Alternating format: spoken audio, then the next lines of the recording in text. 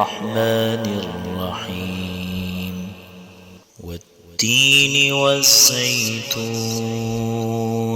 وطور سينين وهذا البلد الأمين لقد خلقنا الإنسان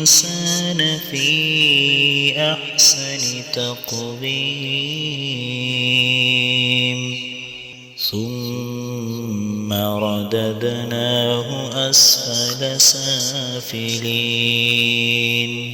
إلا الذين